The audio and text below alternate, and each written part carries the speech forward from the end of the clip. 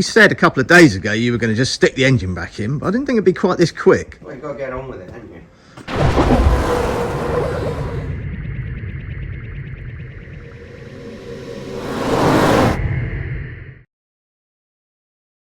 So, here we are. Here we are at the Lincolnshire 27 litre V12 Emporium with our good friend Charlie Broomfield.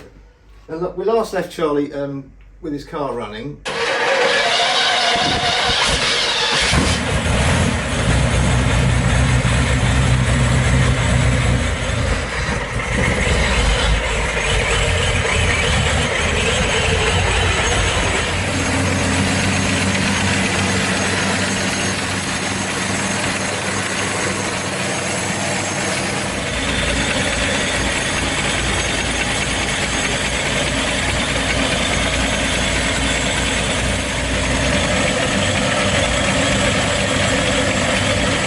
The supercharger wasn't working for you, was it? Was it taking more power? It was way too small. Yeah. It was working outside its pressure ratio, and it was actually half as big as the engine needed. But you know, you have to speak to the right people on these things. Yeah. And I was very lucky in finding Craig at TDI Turbos, who said, "Well, the only way you're going to do this is if I make you a billet wheel and a compressor, and make you a billet compressor wheel." Which is almost 8 inches diameter. A new compressor then? Yeah, just a bit. A solid billet made from. It's massive. Yeah.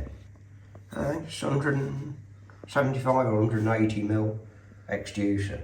But you can see the difference between the inlet and outlet. Yeah. That's what makes the pressure ratio, and you don't want a great pressure ratio for this. You want lots of flow.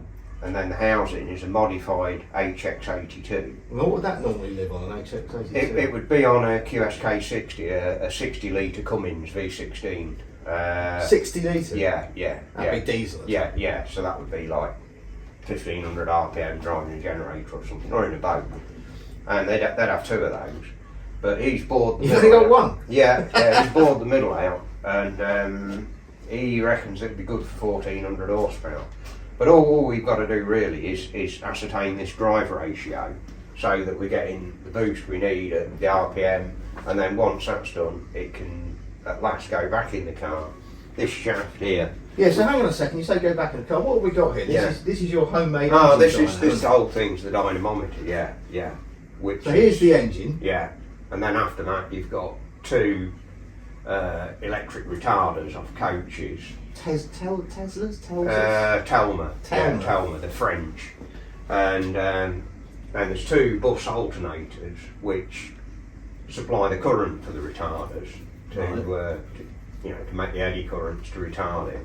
So they sense the torque, do they? No, what we've done, we've put a bit of electronic. You mean you? Don't you? Yeah. But, well, me and some friends.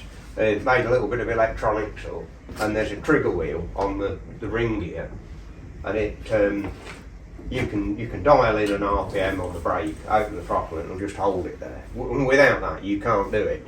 You can't. I mean, it's homemade dyno, so it's not got the refinement of one that you'd put like John Sleeth's, which is obviously professional thing.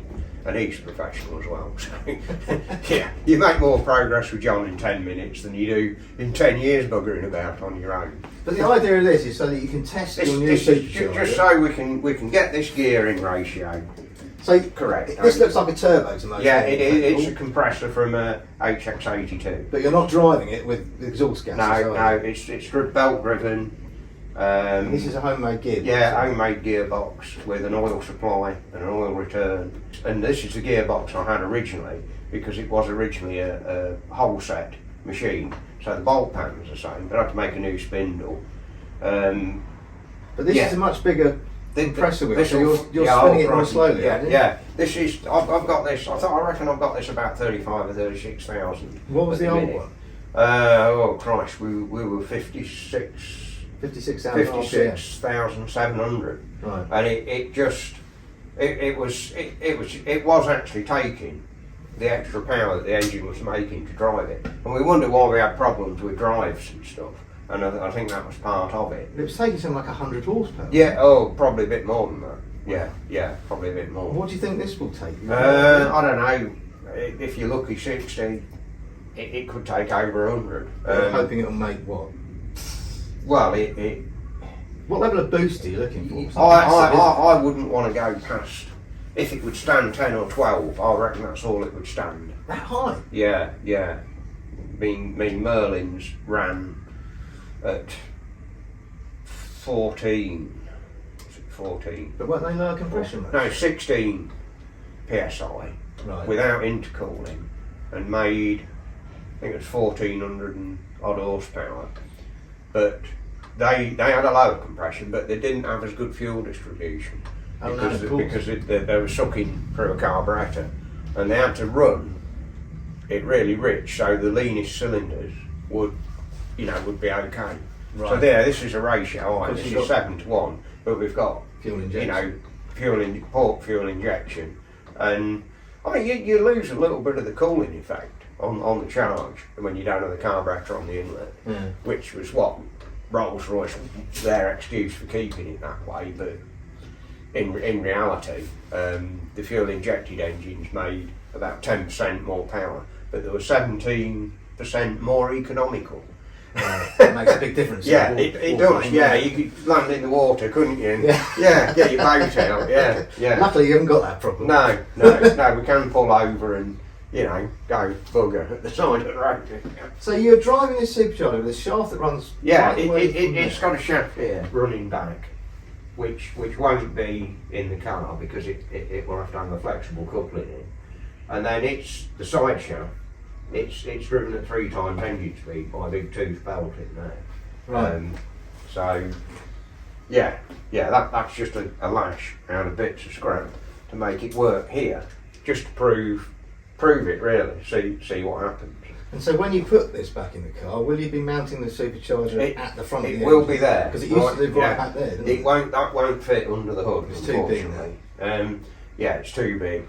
So it's going to sit in front of the radiator. Won't be able to have an intercooler, but it's going to get nice cold air, and the whole unit is going to run much cooler because it's not strapped to a red hot engine. It gets pretty warm in that engine. It does. Yeah. You could cook things under there. Yeah. Okay. Well. Yeah. Hopefully we'll fire it up in a minute then. Yeah. Well, it'd be rude not to, really, wouldn't it? Let's have a cup of tea first. Then. Yeah. Let's do that. Nigel here. Nigel's the computer expert. He's got the software on that laptop. What are you laughing about? Compared with Charlie, you're a computer expert, surely. Expert means expert in the unknown quantity. Yeah. Expert in a drip under pressure. But anyway, Nigel's got the software for the Omex ECU on his laptop, so he can see what's going on and make adjustments. Nigel did the control gear for the dyno. Yeah, Nigel did the control gear for the dyno. That there. So Nigel's electronics and computer department, and he can make adjustments to ignition timing and fueling as and when required. That's the theory, isn't it, Nigel? But not all at once. Not all at once. It's only money. You can't take it with you. Let's get going then. Right.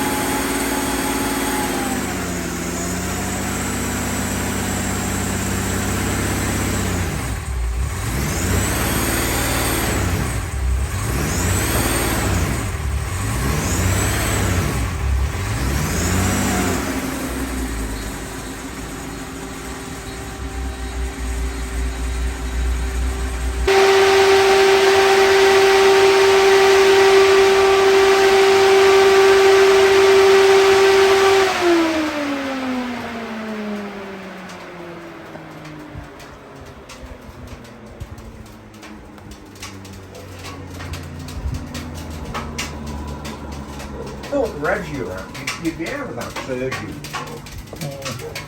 I don't know why it's dying. Hmm? I don't know why it keeps chopping down. Well, I got the impression that the brake isn't behaving like it did. To be honest, I don't know. It just. I mean, you used it more than I have, you know, but it seemed when you, if you set it, say 1800 RPM near 250, and you ran it, when you closed the throttle and it dropped below that RPM, the brake sort of hung on, and it seemed to drag it down, which once it drops below that RPM, the set point goes, doesn't it? And it shouldn't be an issue, it should switch itself off sort of thing. Yeah.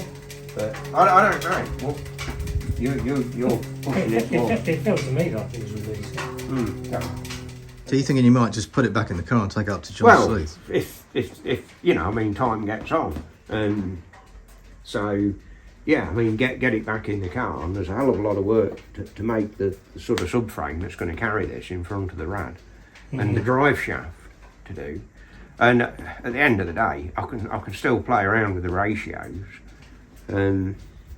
but you know, for £100 and a morning, you bloody soon know where you stand up there, don't you? You know. Right. That sounds like a plan.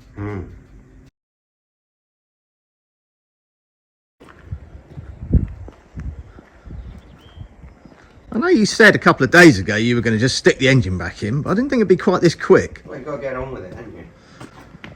Apparently so. I mean, what is it? A mate of mine always says, you're getting ready to do something, you know, I'll get on with stuff.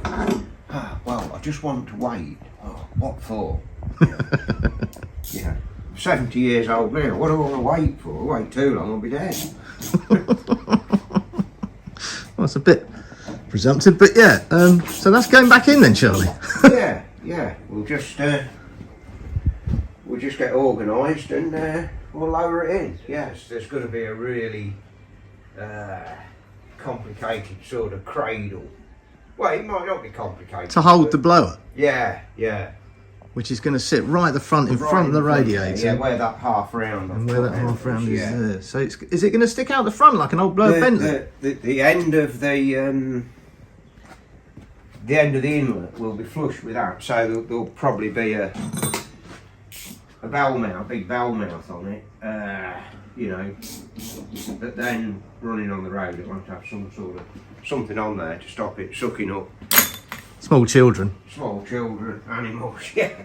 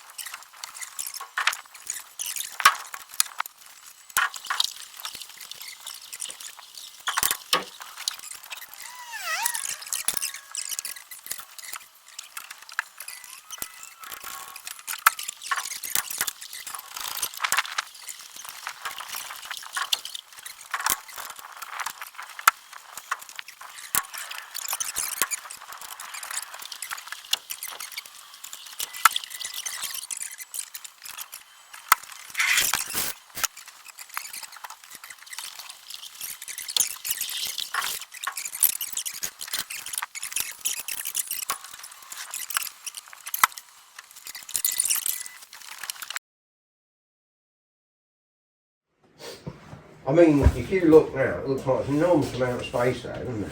It does. I mean, you can have 4 Yeah. superchargers. You see, you get water pump goes on there, so that's that space gone, and the pipe work. Radiator goes in there, so you to here. So you've literally got that to get the blower in. And it's going to stick out the front here. There'll be a bell mouth sticking out there. Yeah, the actual compressor housing is behind there, so at least I don't have to extend the car. No. Again. So the plan is to get all that done, Yeah. and then take it up to John Sleeth for mapping. Yeah, just get him, stick it on his rolling road because you know it's a good setup. You don't have any overheating problems or anything. Which, you know, to be fair, people don't do stuff like this. Like you know, and you always get problems with overheating, air recirculation, which is what causes a lot of it. Whereas John's place, I mean, it's just, yeah, big old building, wide open, and it just works. Yeah. Well, we'll see you next time at John Sleath on the Rolling Road. Yeah, it's going to be a while. I mean, I'll go flat out on it, obviously, but Yeah, well, your walls are quite a lot shorter than most people. yeah. I do intend to do it. It's not just words. Yeah. Okay, if you've enjoyed this video, please like, subscribe and share. And remember, if you become a Patreon member, which starts from only £2 a month, all the videos are completely ad-free. See you next time on the Rolling Road. Thanks, Charlie. Yeah, no worries.